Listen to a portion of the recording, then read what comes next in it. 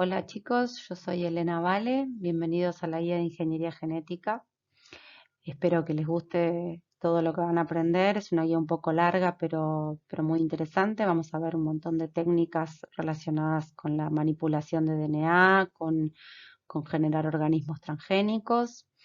Les recomiendo que antes de comenzar con esta guía vean la presentación de técnicas de genética molecular, que fue la primera presentación que les enviamos, y también, por supuesto, el material de las clases teóricas, porque esto es un compilado de un montón de técnicas y de conceptos que tienen que afianzar bien para poder entender los problemas.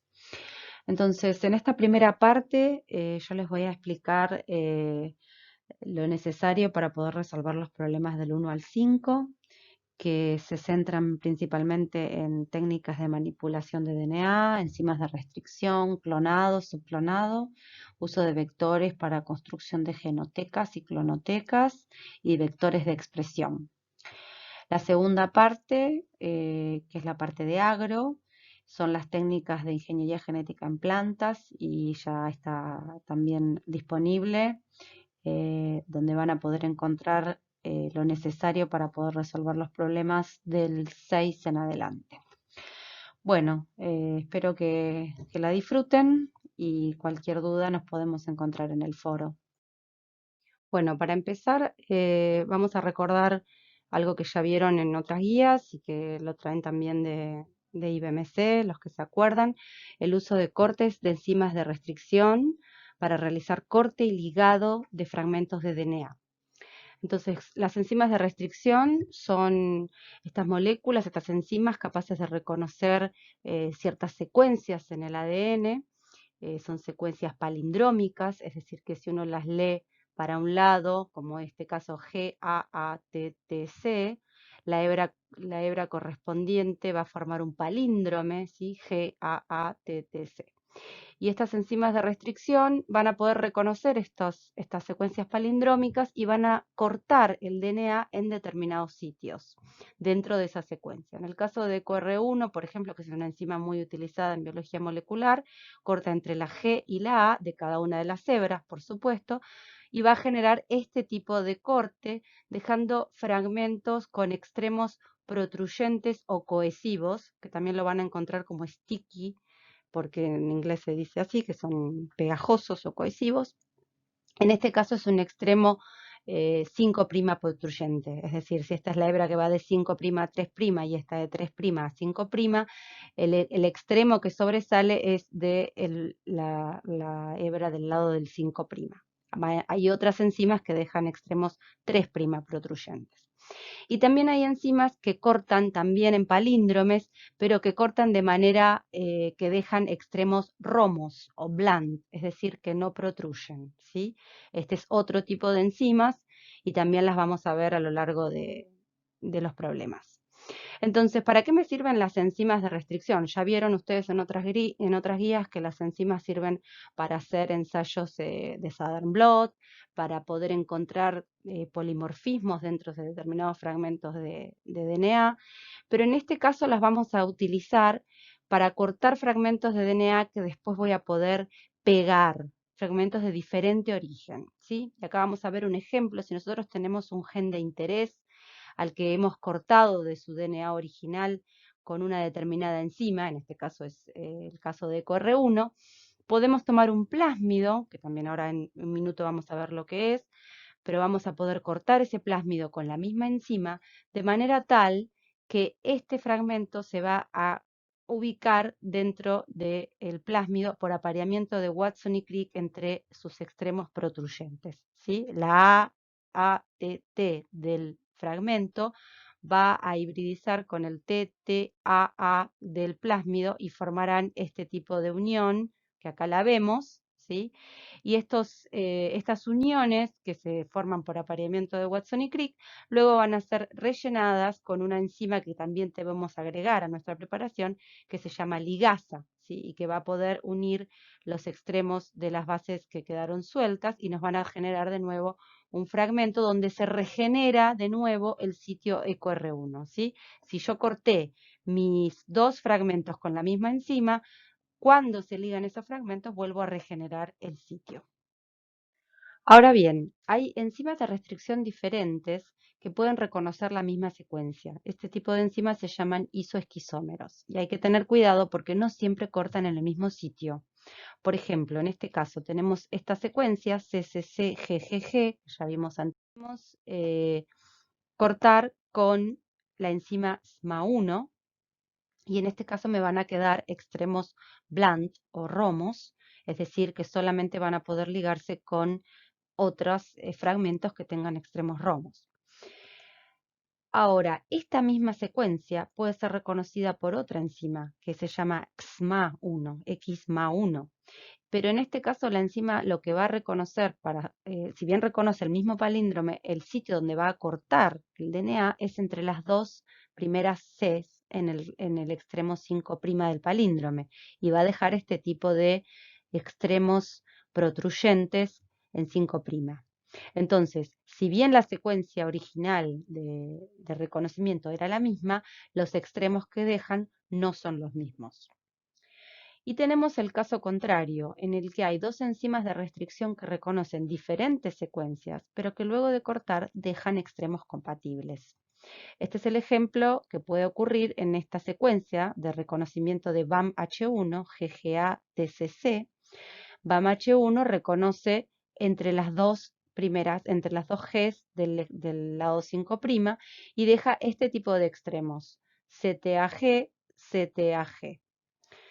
Hay otra enzima, que es BGL2, que reconoce otro palíndrome, AGA-TCT. Si ustedes ven, las 4 bases centrales son iguales, pero las bases de los extremos son diferentes.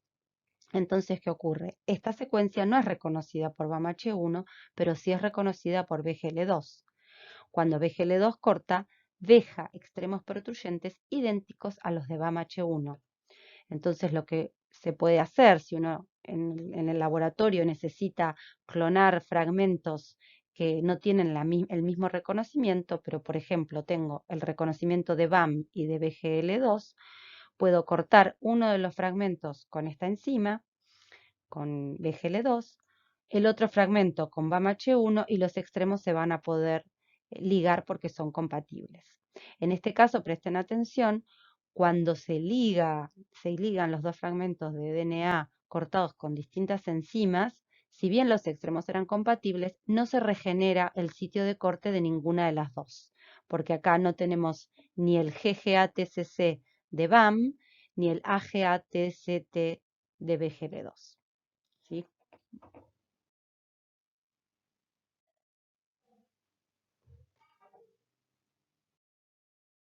Bueno, vamos a ver entonces cómo nos pueden servir estas enzimas de restricción para clonar determinados genes de interés en vectores. Esto es el ABC de la ingeniería genética.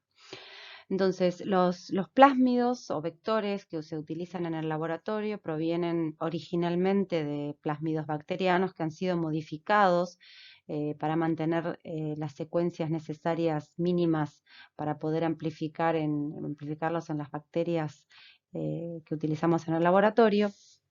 Y tienen, a la mayoría de ellos se les ha agregado una zona de clonado. ¿Sí? Acá lo vemos mejor, el sitio múltiple de clonado, donde tenemos secuencias de reconocimiento de varias enzimas de restricción. Entonces, esto nos permite cortar estos plásmidos con alguna de esas enzimas de restricción para abrirlos de esta manera. Y por otro lado, cortar un DNA de interés, un DNA foráneo, con las mismas enzimas las mismas enzimas de restricción que nos permitan después generar extremos compatibles entre el DNA foráneo y el plásmido. Y de esta manera incubamos, utilizando DNA ligasa para, como les dije, ligar esos gaps que quedan luego del apareamiento del inserto con el vector y se va a generar este plásmido circularizado.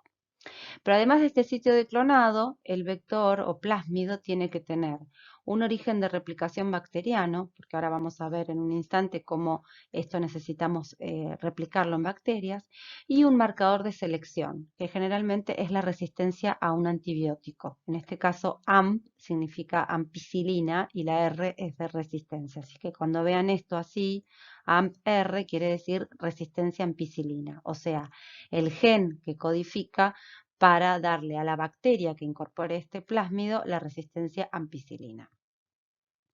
Entonces, hasta ahora vimos que tenemos que cortar el vector, el plásmido, cortar el DNA genómico foráneo con las mismas enzimas de restricción o con enzimas compatibles, incubarlos y ligarlos. Y luego los vamos a transformar en bacterias Escherichia coli competentes. ¿Qué quiere decir que sean competentes?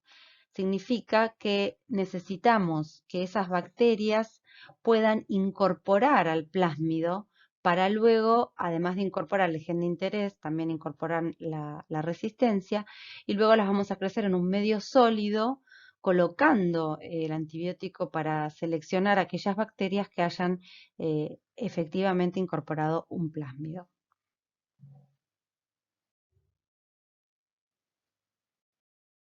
Entonces, ¿cómo hacemos la transformación en Escherichia coli competentes? Como les dije, la preparación de células competentes, o sea, de bacterias competentes, es un proceso que se hace en el laboratorio y generalmente es con agentes químicos que permiten permeabilizar la pared celular. Ustedes saben que las bacterias tienen una pared celular, de manera que durante la transformación van a permitir el ingreso de los plásmidos dentro del citoplasma de la bacteria.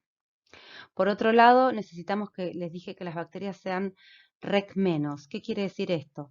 Que cuando el plásmido se incorpora, lo que queremos es que se mantenga como plásmido, no que sea, que recombine y se integre al genoma bacteriano. Por lo tanto, lo mantenemos en bacterias que son incapaces de realizar la recombinación. Pero bueno, hay casos como en uno de los problemas que vamos a ver en la guía, en los que sí queremos que ocurra la recombinación y en ese caso necesitamos que las bacterias sean rec más. Pero bueno, en la mayoría de los casos utilizamos bacterias rec menos.